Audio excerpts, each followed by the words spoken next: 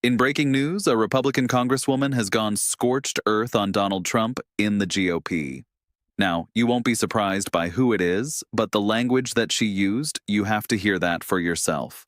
I'm Dan, and welcome to another Occupy Democrats report. If you're new to the channel, please hit that subscribe button so you don't miss any of our reports on the chaos and corruption that is now happening in the party of Trump. The person who is lighting Trump up today is Marjorie Taylor Greene.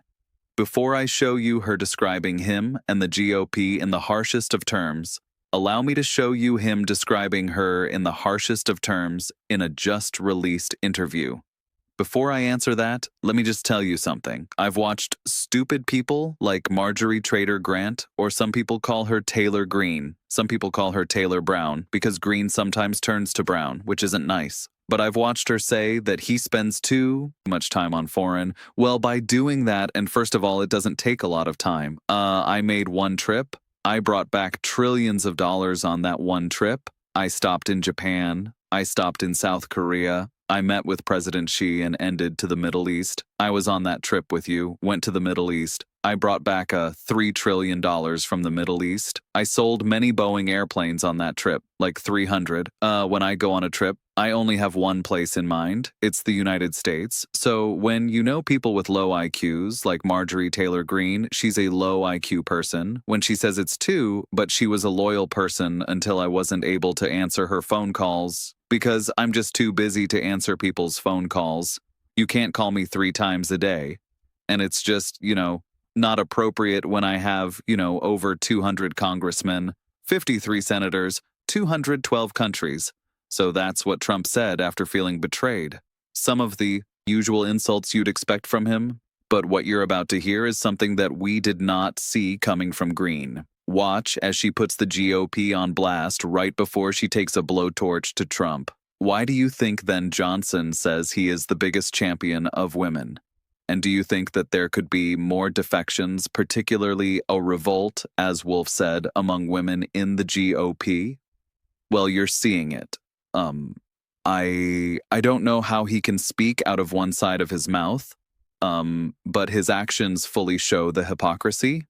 Anna Paulina Luna, she has a discharge petition now on a bill that she fully believes in to change the way members of Congress are allowed to own stocks. And has that in a discharge petition, can't get the support from the speaker to bring it to the floor for a vote. But you've seen Elise Stefanik. She went to war with the speaker just last week over an amendment she had that was extremely important.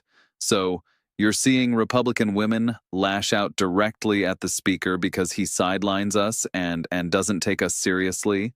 That was Greene burning her bridge to the Republican Party, and here she is burning her bridge to Trump with some napalm dynamite and some slaps to a sensitive soul. What's your response to these latest attacks? Well, actually, Wolf, I feel very sorry for President Trump. I genuinely do it. It has to be a hard place for someone that is constantly so hateful, and puts so much vitriol, name-calling, and really tells lies about people in order to try to get his way or win some kind of fight. And I think that's exactly what's wrong in America today. That's what's wrong in this toxic political environment that has ripped our country apart. And I personally think that that's poor leadership from a president.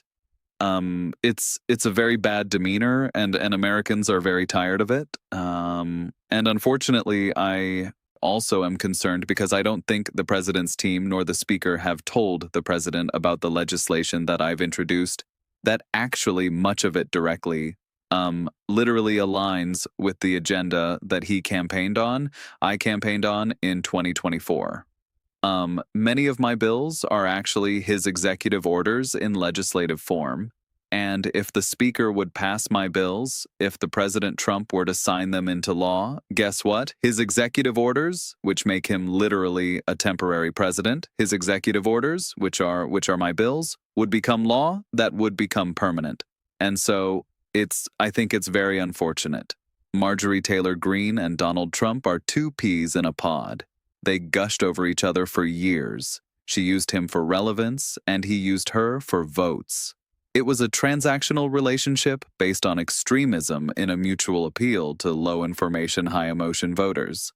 But something came between them, and that something was Jeffrey Epstein. Green had to choose between being a friend to women and being a friend to Jeffrey Epstein's best friend. She made the right choice, and this is a great thing to see play out, but it exposes what a lie and a fake sham it was to begin with.